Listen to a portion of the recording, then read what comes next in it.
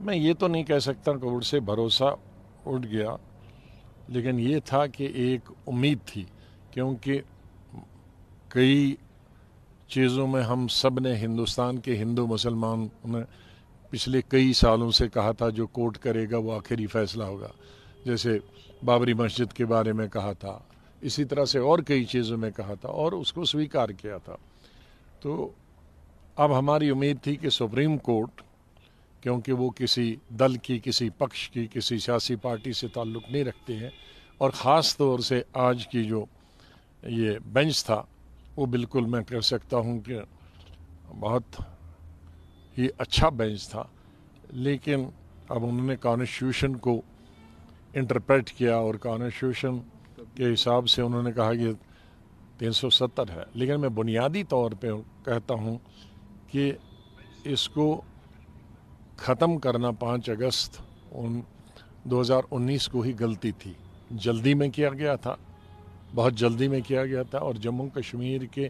عوام سے تو کوئی پوچھ نہیں سکتا ہے اتنے عام سے، لیکن جموں کشمیر کی سیاسی پارٹیوں سے پوچھا جانا چاہیے تھا، تو وہ نہیں ہوا۔ پوچھا تو نہیں گیا۔ What next? پولیٹیکلی کوئی اور فنڈا ہے یا ناؤ پریپریشنز فار الیکشنز؟ اب تو سپریم کورٹ نے کہہ دیا ہے کہ 30 سپٹمبر تک الیکشن ہونے چاہیے اور اس کے فوری بعد اسٹیٹ ہوڈ دینا چاہیے، تو ابھی انہوں نے گنجائش کچھ رکھی نہیں، تو اب یہ کہہ سکتے ہیں کہ یہ جو فیصلہ تھا کورٹ کا، اب عدالت کے خلاف تو کچھ نہیں کہہ سکتے، لیکن اس سے جموں کشمیر کے تمام عوام میں، ہمیں، ہماری پارٹی کو بہت مایوسی اور افسوس ہے۔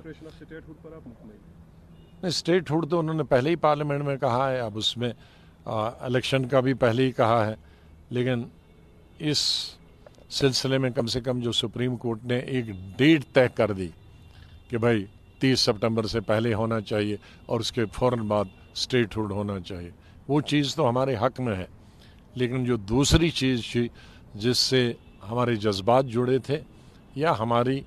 ترقی کے لیے، ہماری معیشت کے لیے، ہماری روزگار کے لیے، بچوں کے روزگار کے لیے، یا زمین مہنگی نہ ہو، اس کے لیے جو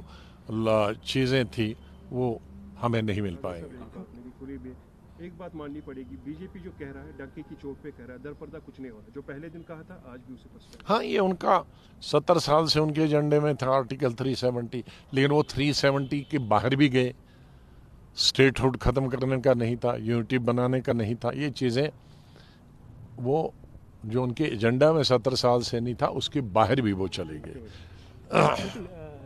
حضرت صاحب، یہ جاننا چاہوں گا کہ اب اس فیصلے کے بعد جو ہے پولیٹیکل پارٹیز اور خاص کر ڈی پی اے پی کی جو سیاست ہے وہ کدھر جاتی ہوئی دکھ رہی ہے؟ اب وہ ہم اپنے ساتھیوں سے بات کریں، لیکن میں نے پہلے ہی کہا کہ 2 ہی بڑے ادارے ہیں، پارلیمنٹ اور سپریم کورٹ، اس سے تو اوپر والا خدا ہے، اس کے ساتھ تو ہماری اپروچ نہیں ہے۔ تو یہاں جو جمہوریت میں جو سب سے اسٹرانگ پلرز ہیں ہماری جمہوریت کے، وہ ہے پارلیمنٹ اور سپریم کورٹ، بدقسمتی سے ہم دونوں میں ہار گئے۔